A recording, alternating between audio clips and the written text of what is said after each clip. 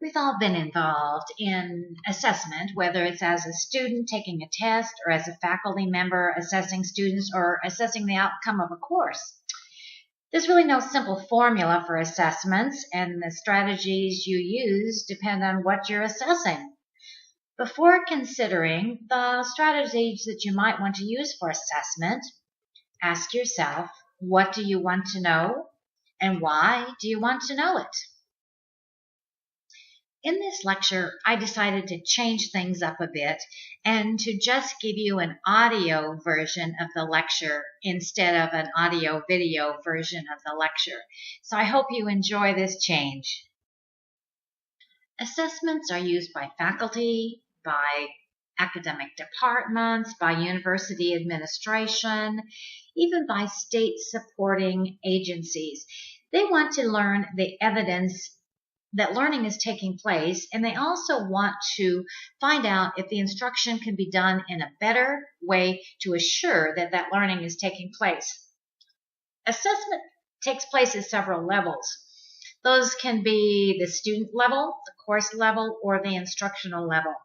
And this lecture is going to focus on how to demonstrate success in achieving course goals in an online course. Assessment is the process of gathering and discussing information from multiple and diverse sources in order to develop a deep understanding of what students know, what they understand, and can do with their knowledge as a result of their educational experiences. So assessment is more than taking a test. Assessment is a valuable tool in the teaching and learning process because it allows you to determine what's working in the classroom, and it also helps the student determine what they're learning. In both cases, revisions in future courses or revisions in the way a learner learns may be necessary. There are two main types of assessment tools. The first one is called a summative assessment, and this is one way to assess the learning.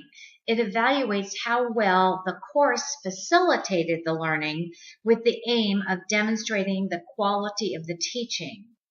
This type of assessment, what instructors call summative assessment, provides a snapshot of the student's performance in the class. The other type of assessment is called formative assessment, and this evaluates the student's ongoing progress towards the learning goals with the aim of improving the teaching strategies or with the aim of helping the students know where they are falling down in their learning. When we're assessing a course, and this is only one type of assessment we're going to be talking about in this lecture, we have to take a broader view. We have to look at not only the learning, but we have to look at student ratings, self-reviews, peer evaluations, and the objective criteria such as student performance. That gives us a well-rounded picture of how well the course is working. When we're assessing the course itself, and I'm going to get to assessing the learners in just a minute, but when we're assessing the course, it's really not an exact science. So the more information we can gain, the better. You may want to assess the course by asking questions like, what went well, what didn't go well? But let me give you some important questions that should be asked maybe in trying to determine how you're going to assess the class. And I'll put these on the screen for you. First, you may want to say or ask yourself, what are the goals for the course? Second, you might want to say, what are the desired learning outcomes? Did the students meet those? Next, you might want to look at what types of teaching methods worked best with these particular students or this particular content area. And finally, you might want to look back at the assignments, the quizzes, the exam, and even the exercises that help to engage your students. Now let's take a look at how we assess the students. And most of you are very familiar with these, but let me give you a little bit more information on how to use them. So effective teaching and effective courses can be measured through more direct and indirect means of assessment. Let's look at those. A direct assessment analyzes the student performance and coursework as evidence of learning. Direct assessment strategies measure the achievement of the course outcomes and the mastery of the content. They provide concrete and measurable evidence that students have have not learned the course instruction. These assessments usually lead to grades, but not always. Remember, the assessment has to be based on the learning outcomes that are associated with the content that you're teaching. But when you're developing those learning outcomes, you want to make sure that you use lower and higher order thinking skills. This relates back to Bloom's taxonomy. For example, you may want to use learning outcomes that are based on recall or memorization of basic concepts. But then you may want to do learning outcomes that lead to higher order thinking skills. Let's look more closely at how we assess student learning. And one of the ways is direct assessment tools. And I'm going to give you several examples of those. The first one is the pre and post assessments. Pre and post assessments measure student learning by comparing results from the tests conducted at the start of the course and at the end of the course. This type of assessment identifies the progress or the lack of mastery of the learning goals. Pre and post assessments should reflect the general goals of the course and align with the specific set of skills and content identified by the course objectives. Those pre and post tests that I just talked about provide information that demonstrates the student's improvement as a result of the course. But they don't always give us all the information that we need. Let's say we had two students, student A and student B. Student B has come to the course with a broad background in the content. That student already knows quite a lot about what is in the course. Student A has no idea what's in the course. By doing a pre and post course test, you're able to identify where each of these students has entered the course.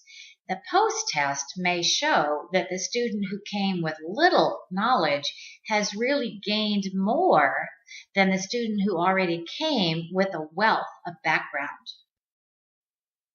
Knowing the difference in these two students, student A and student B, do you think a pre and post course assessment would be appropriate?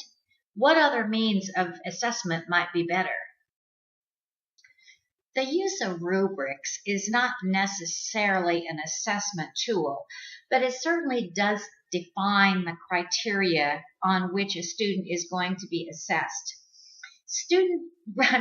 Rubrics can be used as grading guidelines and a means to provide feedback on the learning efforts of the students. They communicate the expectations for student performance, they pinpoint common weaknesses in their work, and they provide structured feedback. I think rubrics are a good idea, but sometimes they limit the comments that a faculty member may be able to give the students.